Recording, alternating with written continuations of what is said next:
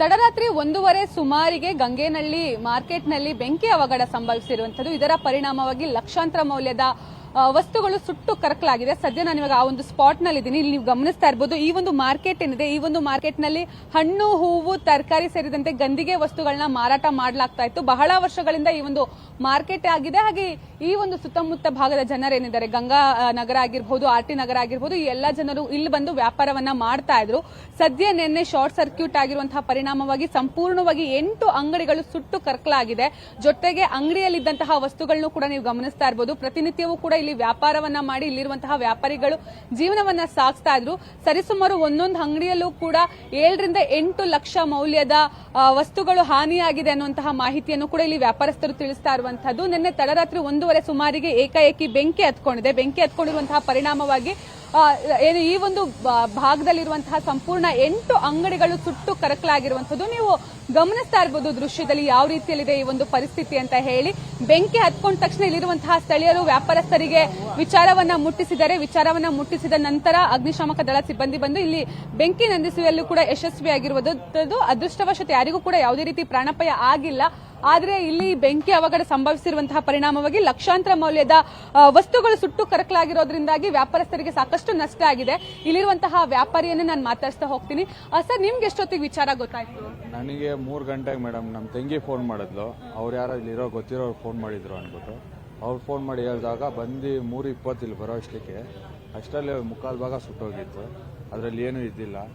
ಮೊನ್ನೆ ಮತ್ತೆ ಅಂಗಡಿ ಆಲ್ಟ್ರೇಷನ್ ಮಾಡಿ ಎಲ್ಲ ರೆಡಿ ಮಾಡಿಸಿದ್ರು. 4.25 ಲಕ್ಷ ಹತ್ರ ಖರ್ಚು ಮಾಡಿದ್ವಿ. ರೆಡಿಯಾಗಿ ಇನ್ನೊಂದು ವಾರನೂ ಆಗಿಲ್ಲ, ಅಷ್ಟರಲ್ಲಿ ಇಷ್ಟೊಂದು ರೂಪಾಯಿ ಎಲ್ಲ. ನೀವೇನ್ ವ್ಯಾಪಾರ ಮಾಡ್ತಾ ಇದ್ರಿ ಸರ್? ಎಷ್ಟು ಲಕ್ಷ? 4.25 ಲಕ್ಷ. 4.25 ಲಕ್ಷ ನಿಮ್ದು ಲಾಸ್ ಆಗಿದೆ ಸರ್. ಈ ಹಿಂದೆ ಯಾವತ್ತಾರು ಈ ತರ ಆಗಿತ್ತಾ? ಹೇಗೆ? ಇದಕ್ಕೆ ಮುಂಚೆ ಒಂದು 10 ವರ್ಷ ಹಿಂದೆ ಒಂದ್ಸಾರಿ ಆಗಿತ್ತು, ಅದು ಫ್ರಂಟಲ್ಲಿ. ಅದಾದ್ಮೇಲೆ ಇದೆ ಪೈಪ್ಸ್. ಹೇಗಾಯ್ತು ಅನ್ನೋ ಮಾಹಿತಿ ಏನಾದ್ರು ನಿಮಗಿದೆಯಾ? ಬರೋಷ್ಟಿಗೆ ಫುಲ್ ಸುಟ್ಟೋಗಿತ್ತು. ಏನಾಗಿದೆ ಅಂದ್ಬಿಟ್ಟು ನಮಗೂ ಸಿಕ್ಕಾಪಟ್ಟೆ ಲಾಸ್ ಅಂತೂ ಆಗಿದೆ. ಸರ್, ನೀವೇನ್ ಹೇಳ್ತೀರಾ? ಎಲ್ಲಾ ಕಡೆನೂ ಕೂಡ ಈ ತರ ಬೆಂಕಿ ಅವಘಡಗಳು ಸಂಭವಿಸುತ್ತೆ. ಫೈರ್ ಸೇಫ್ಟಿ ನೋಡ್ಕೊಳ್ಳೋದು BBMP ಆಗಿರ್ಬೋದು ಅಥವಾ ಸ್ಥಳೀಯ ಶಾಸಕರ ಜವಾಬ್ದಾರಿ ಆಗಿರುತ್ತೆ. ಫೈರ್ ಸೇಫ್ಟಿಗಳನ್ನ ನೀಡ್ತಾ ಇಲ್ಲ, ಇಲ್ಲಿ ಸ್ಪಷ್ಟವಾಗಿ ಗೊತ್ತಾಗ್ತಿದೆ. ಏನ್ ಹೇಳ್ತೀರಾ ಮೇಡಮ್? ಇದು 8 ಅಂಗಡಿ ಹೋಗಿದೆ. ಒಂದೊಂದು ಅಂಗಡಿಗೆ ಏನಂದ್ರೆ 7 ರಿಂದ 8 ಲಕ್ಷ ರೂಪಾಯಿ ಬಂಡವಾಳ ಹಾಕಿದ್ರು ಮೇಡಮ್. ಎಲ್ಲ ಲಾಸ್ ಆಗಿಬಿಟ್ಟಿದೆ. ಇಲ್ಲಿ ಕ್ಯಾಮ್ರಾ ಒಂದು ಯಾರಿಗೆ BBMP ಅವ್ರಿಗೆ ಹೇಳಿದ್ವಿ, ಅವ್ರು ಯಾರು ಕೇರ್ಲೆಸ್ ಮಾಡಿಲ್ಲ ಮೇಡಮ್. ಕ್ಯಾಮ್ರಾ ಇಲ್ಲೇ ಇಲ್ಲ ಮೇಡಮ್ ಇಲ್ಲಿ. ಅದು ರಾತ್ರಿ ಯಾವ ತರ ಏನಾಗಿದೆ ಅನ್ನೋದು ಗೊತ್ತಿಲ್ಲ ಮೇಡಮ್. ಮಾಹಿತಿನೇ ಸಿಕ್ಕಿಲ್ಲ. ಅದು ಎಲ್ಲ ಸುಟ್ಟೋಗ್ಬಿಟ್ಟಿದೆ. 8 ಅಂಗಡಿ ಸುಟ್ಟೋಗಿದೆ ಮೇಡಮ್. ಲಕ್ಷ್ಮಣ ಮೇಡಮ್.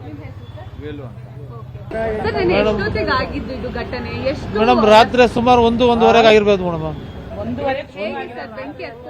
ಬೆಂಕಿ ಹಚ್ಕೊಂಡಿತ್ತು. ಯಾರೋ ಬಂದು ಫೋನ್ ಮಾಡಿ ಹೇಳಿದ್ದು. ನಾವು ರಾತ್ರಿ ಮನೇಲಿ ಎಲ್ಲರೂ ಯಾರು ಮನ್ಕೊಳಲ್ಲ, ಇಲ್ಲಿ ಯಾರು ಇಲ್ಲಿ ಮನೆಗೆ ಹೋಗಿ ಮನ್ಕೋತೀರಿ. ರಾತ್ರಿ ಯಾರೋ ಕಾರ್ ಡ್ರೈವರ್ಗಳು ಬಂದಿರ್ತಾರಲ್ಲ, ಅವ್ರು ನೋಡ್ಬಿಟ್ಟು ಹೇಳಿರೋದು, ನಾವು ಫೋನ್ ಮಾಡಿರೋದು. ನಮ್ದು ಫ್ರೂಟ್ಸ್, ಇದು ತರಕಾರಿ ಅಂಗಡಿ, ಮತ್ತೆ ಶಾಲು, ಇದು ಪೇಟಾಗಿ ಇದು ಬರ್ತಲ್ಲ, ಇದಕ್ಕೆ ಮಣಿ ಹಾರಗಳು, ಅದು ಗಂಧದ ಏಲಕ್ಕಿ ಹಾರ ಇವೆಲ್ಲ ಇತ್ತು. ಒಂದು ಸುಮಾರು 10 ಲಕ್ಷ ರೂಪಾಯಿ ತನಕ ಇದಾಗಿದೆ ಮೇಡಮ್. ಮೇಡಮ್ ನಾನು ಊಟಕ್ಕೆ ಮುಂಚೆಯಿಂದ ಇದೆ ಮೇಡಮ್. ಇದು ನಾವು ಅಲ್ಲಿ ನಾವು ಇದ್ರಿ, ನಾವು ಅಲ್ಲಿಂದ ಅವ್ರು ಏರ್ಪೋರ್ಟ್ ಪ್ರಾಬ್ಲಮ್ ಅಂದ್ಬಿಟ್ಟು, ಏರ್ಪೋರ್ಟ್ಗೆ ರೋಡ್ ಪ್ರಾಬ್ಲಮ್ ಆಗುತ್ತೆ ಅಂದ್ಬಿಟ್ಟು ನಮ್ಗೆ ಇಲ್ಲಿ ಶಿಫ್ಟ್ ಮಾಡಿದ್ರು, ಇಲ್ಲಿ ಮಾಡಿಕೊಟ್ರು. ಇಲ್ಲಿ ಬಂದ ಮೇಲೆ ನಾವು 20 ವರ್ಷದಿಂದ ವ್ಯಾಪಾರ ಇರ್ಲಿ ಅಂತ ಏನು ಮಾಡ್ದಂಗೆ ಮೇಂಟೈನ್ ಮಾಡ್ತಾ ಇದೀರಿ. ಇವಾಗ ಇದ್ದಿದ್ದಕ್ಕೆ ರೋಡ್ಗೆ ಬಂದ್ಬಿಟ್ರಿ. ಇವಾಗ ಸರ್, ಈ ಹಿಂದೆ ಯಾವತ್ತಾರು ಈ ತರ ಆಗಿತ್ತಾ? ಇಲ್ಲ ಇದೆ ಮೊದಲನೇ ಸಲ? ಇದು 2ನೇ ಸರಿ ಮೇಡಮ್. ಇದು ಮೇಡಮ್ ಒಂದು 5-10 ವರ್ಷಕ್ಕೆ ಮುಂಚೆ ಒಂದ್ಸರಿ ಆಗಿತ್ತು ಅವಾಗಿಂದ ಏನು ಫೈರ್ ಸೇಫ್ಟಿ ತಗೊಂಡಿರ್ಲಿಲ್ವಾ? ಯಾರು BBMP ಮಾಡ್ಕೊಟ್ಟಿದ್ದ? ಯಾರು ಸರ್ ಮೇಡಮ್? BBMP ಮಾಡ್ಕೊಟ್ಟಿದ್ದೀವಿ ಈ ಜಾಗ. ಇಲ್ಲ ಮೇಡಮ್, ಇಲ್ಲ BBMP ಮಾಡಿರೋದು. ಹೆಂಗಾಗಿದೆ ಅಂತ ಗೊತ್ತಿಲ್ಲ. ಇದು ಸಂತೆ ಬಿದ್ದಿದ್ದು, ಇದನ್ನೇ ನಂಬ್ಕೊಂಡು ಜೀವನ ಮಾಡ್ತಿದ್ರು ಮೇಡಮ್. ಪರಮೇಶ ಅಂದ್ಬಿಟ್ಟು.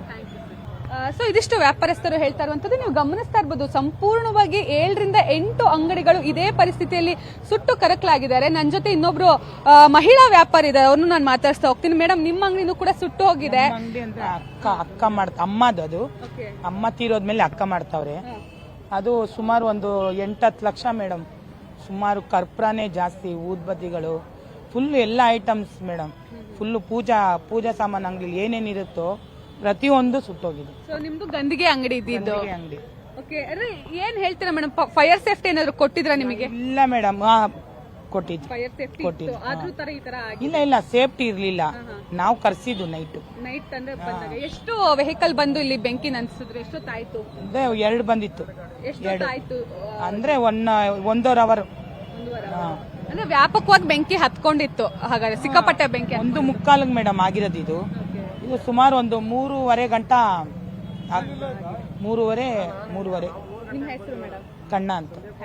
ಸೊ ಇದಿಷ್ಟು ವ್ಯಾಪಾರಸ್ಥರು ಹೇಳ್ತಾ ಇರುವಂತದ್ದು. ಹೀಗಾಗಿ ಪ್ರಮುಖವಾಗಿ ಪಾಲಿಕೆ ಇದನ್ನ ಗಮನಿಸಬೇಕಾಗತ್ತೆ. ವ್ಯಾಪಾರಿಗಳಿಗೆ ಕೆಲವೊಂದಿಷ್ಟು ಏನು ಫೆಸಿಲಿಟೀಸ್ ಗಳನ್ನ ಮಾಡ್ಕೊಡ್ತಾರೆ, ಆದ್ರೆ ಅದರಲ್ಲಿ ಪ್ರಮುಖವಾಗಿ ಬೇಕಾಗಿರುವಂತಹ ಫೆಸಿಲಿಟೀಸ್ ಅಂತ ಹೇಳಿದ್ರೆ ಫೈರ್ ಸೇಫ್ಟಿ. ಆದ್ರೆ ಇಲ್ಲಿ ಸ್ಪಷ್ಟವಾಗಿ ಕಾಣಿಸ್ತಾ ಇದೆ ಫೈರ್ ಸೇಫ್ಟಿ ಇಲ್ಲದೆ ಇರುವಂತದ್ದು. ಹಾಗೆ ಈ ಒಂದು ಬೆಂಕಿ ಯಾವ ರೀತಿ ಹತ್ಕೊಳ್ತು ಅಂತ ಹೇಳಿ ಇಲ್ಲಿರುವಂತಹ ವ್ಯಾಪಾರಸ್ಥರಿಗೂ ಕೂಡ ಮಾಹಿತಿ ಇಲ್ಲ. ಕಾರಣ ಏನು ಅಂತ ಹೇಳಿದ್ರೆ ಇಲ್ಲಿ ಸಿಸಿಟಿವಿ ಕೂಡ ಇಲ್ಲ ಅಂತ ಹೇಳಿ ವ್ಯಾಪಾರಸ್ಥರು ಹೇಳ್ತಾ ಇರುವಂತದ್ದು. ಹೀಗಾಗಿ ಪಾಲಿಕೆ ಇದ್ರ ಬಗ್ಗೆ ಗಮನವನ್ನ ಹರಿಸಿ, ಜೊತೆಗೆ ಸ್ಥಳೀಯ ಶಾಸಕರು ಕೂಡ ಇದ್ರ ಬಗ್ಗೆ ಗಮನವನ್ನ ಹರಿಸಿ ಈ ಒಂದು ಮಾರ್ಕೆಟ್ ಏನಿದೆ ಈ ಒಂದು ಮಾರ್ಕೆಟ್ ನಲ್ಲಿ ಮುಂದಿನ ದಿನಗಳಲ್ಲಾದ್ರೂ ಸುಸಜ್ಜಿತ ವ್ಯವಸ್ಥೆಯನ್ನ ಮಾಡಿಕೊಡ್ಬೇಕಾಗಿದೆ.